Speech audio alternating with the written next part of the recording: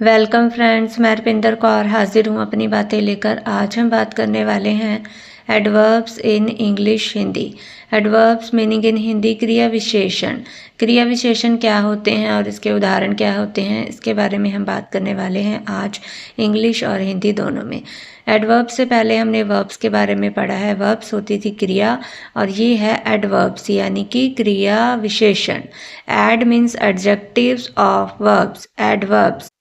Adverb, what is adverb? यहाँ पर adverbs की काफ़ी सारी डेफिनेशंस दी हैं।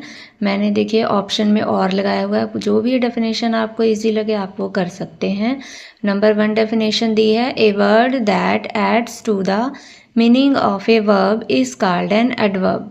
नंबर 2 पे दिया है, describing verbs are called adverbs. Number 3 है definition, adverbs are words that modify और डिस्क्राइब वर्ब्स।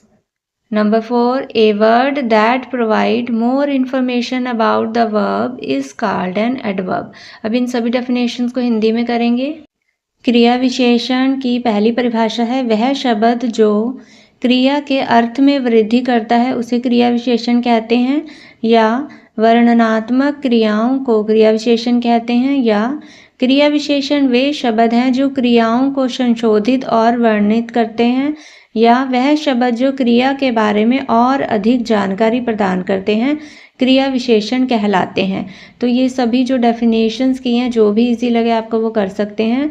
इंग्लिश और हिंदी दोनों में किया है। यानी कहने का मतलब है, एडवर्ब्स जो होते हैं क्रिया विशेषण वह शब्द होते हैं जो डिस्क्राइब करते हैं वर्ब्स को। Describing verbs are called adverbs.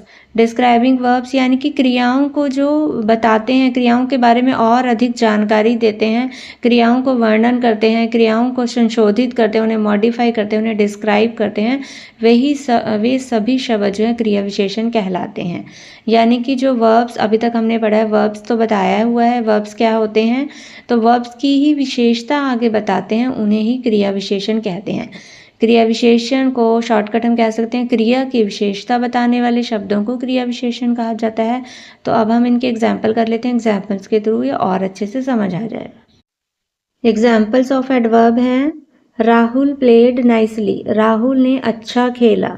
तो यहाँ पर प्लेड जो है वो तो वर्ब होगी, यानी कि खेला क्रिया होगी, लेकिन अच्छा खेला, प्लेड नाइसली, जो नाइसली है वो हो गया एडवर्ब। एडवर्ब यानी कि क्रिया की ही विशेषता बता रहे हैं, जो वर्ब को डिस्क्राइब कर रहे हैं कि वो है अच्छा खेला। तो अच्छा जो है नाइसली यहाँ पर क्रिया की विशेषता बता रहे हैं, तो क्रिया विशेषण हो गया, यानी कि एडवर्ब हो गया nicely. The fielder jumped quickly, fielder जल्दी से कूद गया, तो यहाँ पर जल्दी से हो गया क्रिया विशेषण। तो अब थर्ड एग्जाम्पल देख लेते हैं, द बॉल पास्ड स्विफ्टली, गेंद तेजी से पास हुई, गेंद तेजी से गुजर गई, तेजी से। तो तेजी से यहाँ पर क्या हो गया क्रिया विशेषण, क्रिया की विशेषता बता रहे हैं। क्रिया है यहाँ पर पास्ट, गुजर गई है गेंद, पास हुई है, लेकिन कैसे? स्विफ्टली यानी कि तेजी से।